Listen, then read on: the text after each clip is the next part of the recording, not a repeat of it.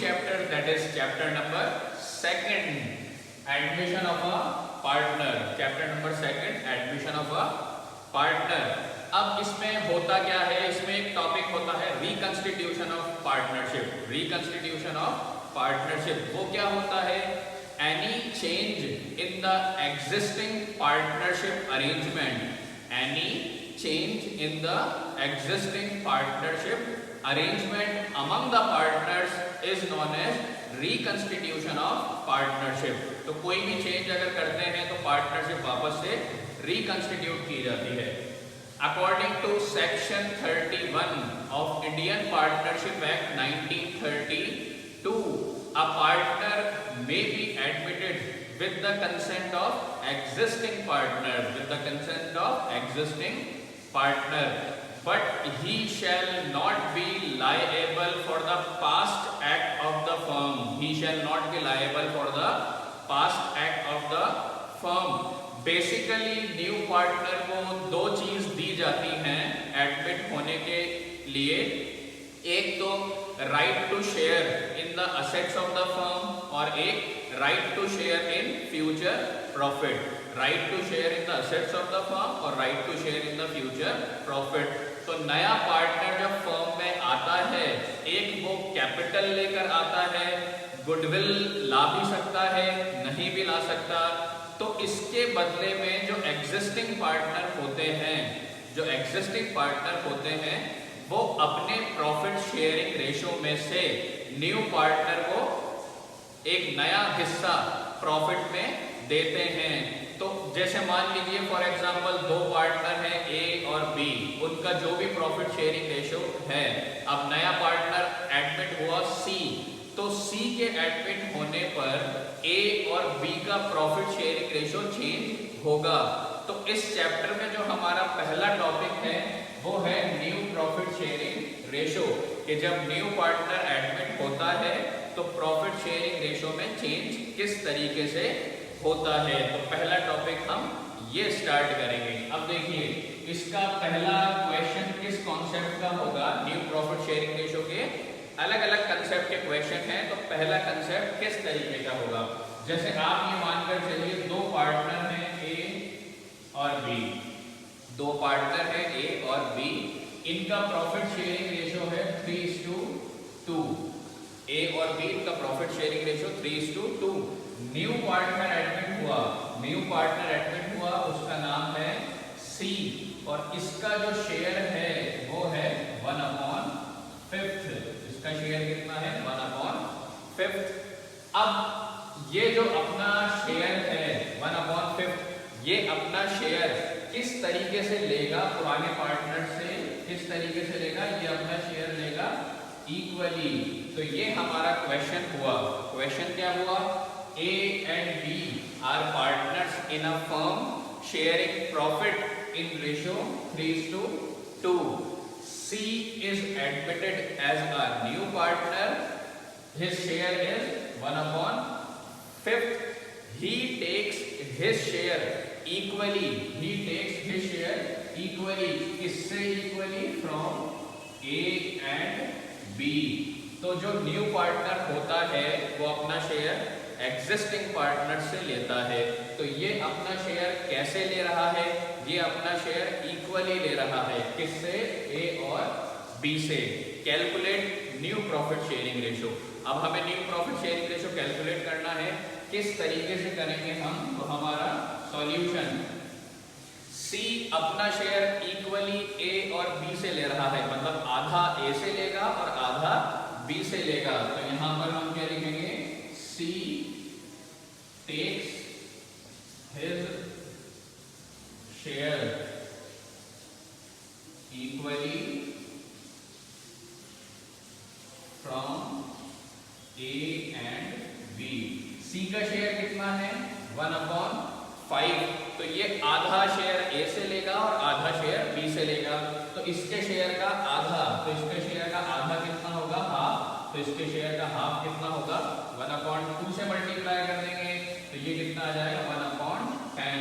तो ये सी का हाफ शेयर हो गया. हाफ शेयर कितना हो गया? 1/10. अब सी क्या करेगा? 1/10 तो ए से लेगा और 1/10 बी से लेगा। अब कॉमन सी बात है, ए का शेयर कितना है पुराना, ए का शेयर है यहाँ पर 3 और डिवाइड किससे करते हैं, टोटल से। तो ए का शेयर कितना है 3/5 और बी का शेयर कितना है 2/5।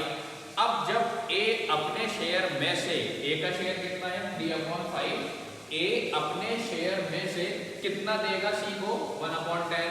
तो कॉमन सी बात है, जब ये अपने शेयर में से देगा तो ए का शेयर कम होगा।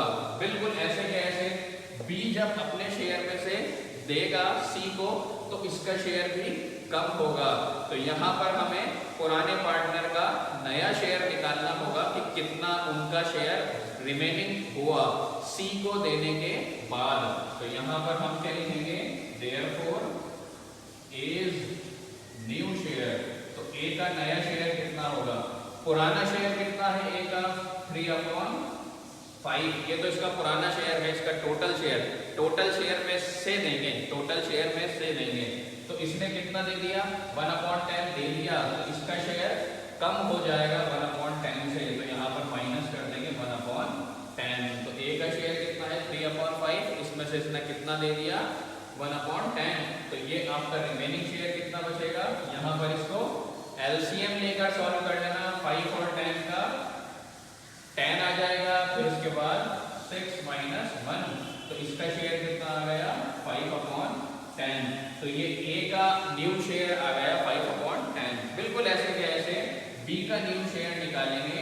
तो यहाँ पर 20 न्यू शेयर, तो बी का न्यू शेयर वैसे ही पुराने में से, पुराना शेयर कितना है 2/5, तो बी का पुराना शेयर है 2/5 दे दिया, कितना दे दिया 1/10, माइनस कर देंगे 1/10। सेम वैसे के वैसे एलसीएम, तो एलसीएम कितना आ गया, वापस वैसे ही सॉल्व कर लेना 4 - 1, तो इसका शेयर कितना आ गया 3/10। तो ये आ गया ए का न्यू शेयर और ये आ गया बी का न्यू शेयर। ए और बी दोनों का न्यू शेयर निकल कर आ गया। सी का शेयर तो वही है जो एडमिट होने पर आया। अब हमें तीनों का शेयर एक साथ लिखना होगा, क्योंकि पहले तो 2 पार्टनर थे तो उनका शेयर एक साथ लिखा हुआ था। अब सी भी आ गया, तो सी, ए, बी, सी तीनों का शेयर हमें एक साथ लिखना होगा। वो हम कैसे लिखते हैं यहाँ पर एक साथ, तो एक साथ देखिए किस तरीके से लिखा जाता है। लास्ट स्टेप अपनी, तो लास्ट स्टेप किस तरीके से लिखेंगे हम, therefore new profit sharing ratio between A, B and C is, तीनों का न्यू प्रॉफिट शेयरिंग देखो, ए का कितना आया 5/10, बी का कितना आया 3/10 और न्यू पार्टनर का शेयर तो वही है जो वो एडमिट होने पर उसको मिला कितना 1/5, तो इसका शेयर कितना है 1/5। ये न्यू प्रॉफिट शेयरिंग रेशियो है। जब आप तीनों का या 4 पार्टनर को चारों का न्यू प्रॉफिट शेयरिंग रेशियो लिख दें तो ये ध्यान रखिएगा जो डिनोमिनेटर है वो उनका सेम होना जरूरी है, डिनोमिनेटर का। तो यहाँ पर अगर मैं डिनोमिनेटर सेम करूंगा तो एलसीएम लेने के बाद कितना आएगा 10, तो ये 5 एज इट इज ऐसे कैसे, 3 ऐसे कैसे, 5 2s are 10, 2 1s are 2। तो यहाँ पर आपका न्यू प्रॉफिट शेयरिंग रेशियो कितना आ गया 5:3:2। ये हमारा क्या होगा आंसर। तो आपको इसमें इस चीज का ध्यान रखना है, पुराने पार्टनर गिवन होंगे, नया पार्टनर कौन है, उसका शेयर कितना है, ये हमें गिवन होगा। और ये भी गिवन होगा कि नया वाला पार्टनर अपना शेयर कैसे ले रहा है। जैसे यहाँ पर कैसे ले रहा है इक्वली, तो हमने इसके शेयर को क्या कर दिया इक्वली कर दिया 1/10। अब 1/10 कौन देगा ए और 1/10 कौन देगा बी, अपने पुराने शेयर में से माइनस करेंगे। तो ए का नया शेयर कितना हो गया, ये पुराना, इसमें से 1/10 सी को दे दिया तो इसके पास शेयर बचा 5/10। ऐसे ही बी ने दे दिया, बी का कितना था 2/5, इसने भी दे दिया, बी का शेयर कितना बचा 3/10। ये दोनों का नया शेयर आ गया सी को देने के बाद। लास्ट में आपको तीनों का न्यू प्रॉफिट शेयरिंग रेशियो लिखना है, ए का, बी का और न्यू पार्टनर जो एडमिट होगा उसका शेयर तो वही है। डिनोमिनेटर जरूरी है। डिनोमिनेटर हमने सेम करा तो लास्ट में हमारा क्या आ गया, न्यू प्रॉफिट शेयरिंग रेशो। तो ये एक कंसेप्ट का क्वेश्चन इस तरीके से है। अब मैं आपको दूसरे कंसेप्ट का क्वेश्चन बताता हूं, वो किस तरीके से होगा।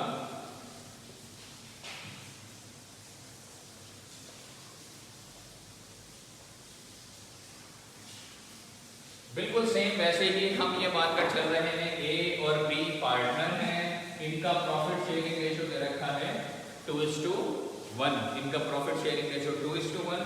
सी एडमिट हुआ एज अ न्यू पार्टनर और सी का जो शेयर है वो है 1/6, नए पार्टनर का शेयर 1/6।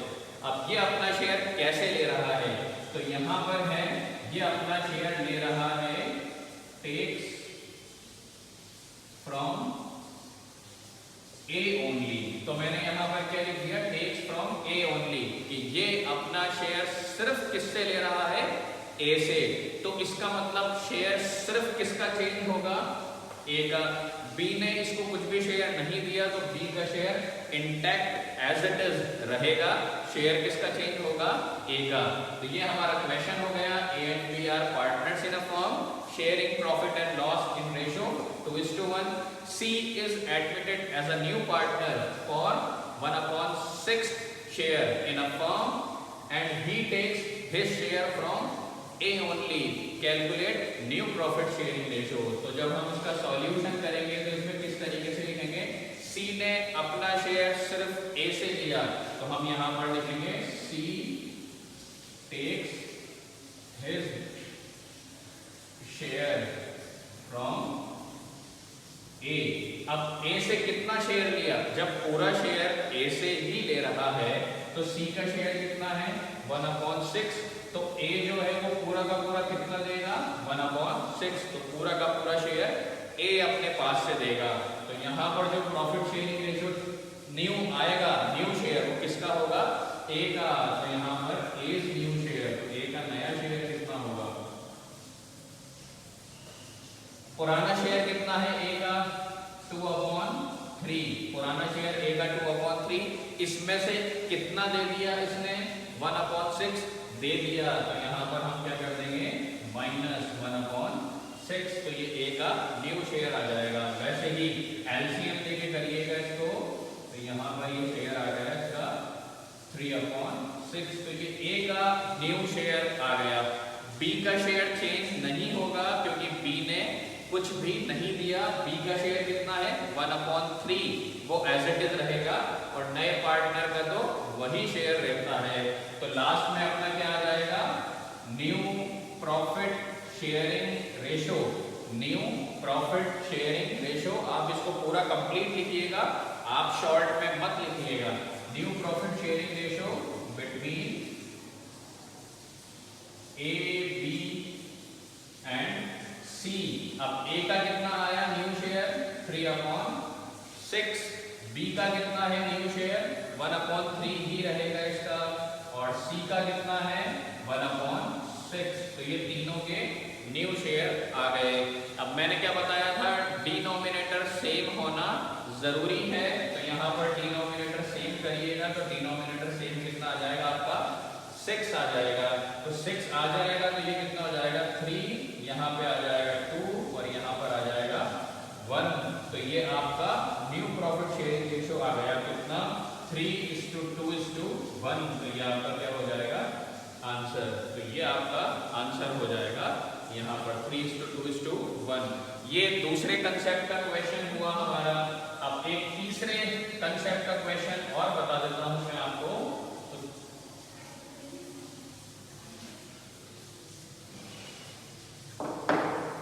ए और बी पार्टनर हैं, इनका शेयर दे रखा है आपको 3:2। न्यू पार्टनर एडमिट हुआ सी, इसका शेयर दे दिया आपको 1/6। अब देखिए इस क्वेश्चन में क्या है, A and B are partners sharing profit and loss in ratio 3:2। C is admitted for 1/6 share. मैंने आपको ये बताया था पिछले क्वेश्चन में कि नया पार्टनर अपना शेयर कैसे लेता है, ये क्वेश्चन में गिवन होता है। पहले क्वेश्चन में हमने क्या देखा, ये अपना शेयर इक्वली लेता है। दूसरे क्वेश्चन में हमने क्या देखा, किसी भी एक पार्टनर से ले सकता है, किसी भी एक पार्टनर से ले सकता है। इस कॉन्सेप्ट में क्या होता है, गिवन नहीं होता कि ये अपना शेयर कैसे ले रहा है, क्वेश्चन में गिवन नहीं होगा। क्वेश्चन ऐसे ही होगा, A and B are partners in a firm, sharing profit and loss in ratio 3:2. C is admitted for 1/6 share. Calculate new profit sharing ratio. आपको ये गिवन नहीं होगा कि ये अपना शेयर कैसे ले रहा है। तो इस केस में हम ये मान के चलते हैं कि इसको जो शेयर देगा, इसको जो शेयर देगा वो कौन देगी, इसको शेयर देगी फर्म। कौन देगी, फर्म देगी। फर्म मतलब ये दोनों देंगे। अब किस तरीके से देते हैं वो ये देखिएगा सॉल्यूशन में। तो सॉल्यूशन में आपको इसमें फर्म देगी, तो आपको सबसे पहले इसमें अज्यूम करना पड़ेगा let profit of firm be 1। हमने फर्म का प्रॉफिट 1 मान लिया। अब फर्म का मतलब क्या हुआ, यहाँ पर ए भी आ गया, बी भी आ गया, सी भी आ गया, ए बी सी तीनों आ गए। तो तीनों का प्रॉफिट हमने कितना अज्यूम करा, 1। अब 1 के अंदर सी का प्रॉफिट भी आ गया, तो सी अपने शेयर में से किसी को थोड़ी देगा, वो तो नया पार्टनर है। तो इसमें से हम सी का शेयर हटा देते हैं। तो इसमें से हम सी का शेयर हटा देते हैं, तो यहाँ पर आ जाएगा रिमेनिंग शेयर ऑफ किस किस का, ए एंड बी का। तो 1 में से हमने हटा दिया सी का शेयर। तो एलसीएम लेने के बाद आपका ये शेयर आ गया इसका 5/6। जब आप सॉल्यूशन करेंगे तो एक चीज का ये ध्यान रखिएगा, एक लाइन में, एक सेंटेंस में 2 इज इक्वल्स टू के साइन मत लगाइएगा। 2 इज इक्वल्स टू के साइन मत लगाइएगा। यहाँ इज इक्वल्स टू का साइन लग गया, नेक्स्ट जो वैल्यू आएगी वो नेक्स्ट स्टेप में आएगी। तो एक लाइन में 2 इज इक्वल्स टू के साइन आप मत लगाइएगा। तो अब फर्म में से, तीनों में से हमने सी का शेयर हटा दिया, तो ये हमारा शेयर निकल कर आ गया। ये शेयर किस किस का है, ए का और बी का। किस किस का है, ए का और बी का।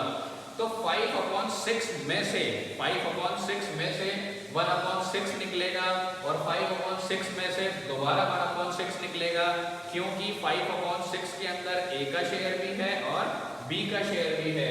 तो यहां पर हम निकालेंगे देयरफॉर इज न्यू शेयर और एक निकलेगा हमारा बी न्यू शेयर। अब देखिए दोनों का जो न्यू शेयर निकलेगा वो किस में से निकलेगा, 5/6 में से। किस में से निकलेगा, 5/6 में से। इस 5/6 में दोनों का शेयर इंक्लूड है। अब हमें ए का शेयर निकालना है, ए का। तो ए का पुराना शेयर देखिए कितना है, 3/5। तो इसमें से निकलेगा, तो इसका शेयर किस में से निकलेगा, 3/5। ऐसे ही जब हम बी का लेंगे तो बी का कितना है, 2/5। यहाँ पर आप माइनस नहीं करेंगे। क्यों नहीं करेंगे, हम ये सोचेंगे 3/5 में से, पहले तो हमने ये किया कि पुराने शेयर में से माइनस कर दिया। तो यहाँ पर ये जो 5/6 है ये अकेले पार्टनर का शेयर नहीं है, इसमें दोनों पार्टनर के शेयर इंक्लूड हैं, ए का और बी का। तो हमें किस तरीके से निकालना होगा, मल्टीप्लाई करके निकालना होगा। जैसे मान लीजिए मैं आपसे कहूँ मेरे पास 10 रुपए हैं, मेरे पास 10 रुपए हैं। अब मैं आपसे पूछूं इसका 1/5 पार्ट कितना होगा, इसका 1/5 पार्ट कितना होगा, तो आप माइनस थोड़ी करेंगे, आप क्या करेंगे, इसका 1/5 पार्ट निकालने के लिए इसको मल्टीप्लाई कर देंगे, तो इसका 1/5 पार्ट आ जाएगा। तो हमें इसके शेयर में से दोनों के पार्ट निकालने हैं, इसका भी और इसका भी। तो इसलिए हम दोनों को उनके आपस के शेयर से मल्टीप्लाई करेंगे, माइनस नहीं करेंगे। तो यहाँ पर हमें इसके शेयर निकल कर आ जाएंगे। तो ये आ गया 15, 30 और ये आ गया 10, 30। तो ये आ गया ए का न्यू शेयर और ये आ गया बी का न्यू शेयर। तो लास्ट में हम क्या लिखते हैं, therefore new profit sharing ratio between A B and C. तो ए का कितना आया 15/30, बी का कितना आया 10/30 और सी का शेयर कितना है अपना 1/6। डिनोमिनेटर सेम होना जरूरी है तो यहाँ पर कितना आ जाएगा, डिनोमिनेटर 30, तो 15:10:5 ये आ गया। अब ये जो वैल्यू अपनी आई है, आप एक चीज का ध्यान रखिएगा, अगर ये तीनों एक कॉमन नंबर से कट सकते हैं तो आप उसको काट दीजिएगा। जैसे ये तीनों 5 के टेबल में कट रहे हैं, 5 के टेबल से, तो ये कितना आ जाएगा, 5 3 5 2 5 1, तो आपका न्यू प्रॉफिट शेयरिंग रेशियो कितना आ गया, 3:2:1। अगर तीनों एक कॉमन डिजिट से कटें तो उसको सिंप्लीफाई कर दीजिएगा, नहीं तो ऐसे कैसे छोड़ दीजिएगा। तो ये आपका थर्ड कंसेप्ट का है।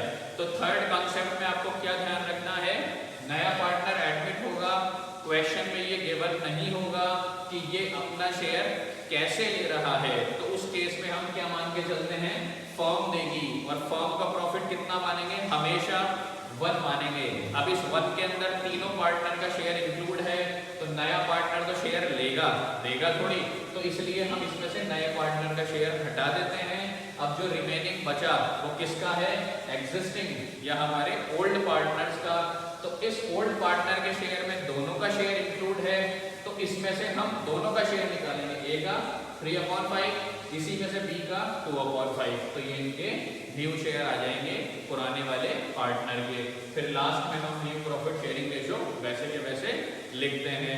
तो ये 3 कंसेप्ट के क्वेश्चन आज हमने किए, आप इस तरीके के क्वेश्चन कर रखिएगा। नेक्स्ट हम कल नेक्स्ट क्लास में डिस्कस करेंगे। Thank you, have a nice day.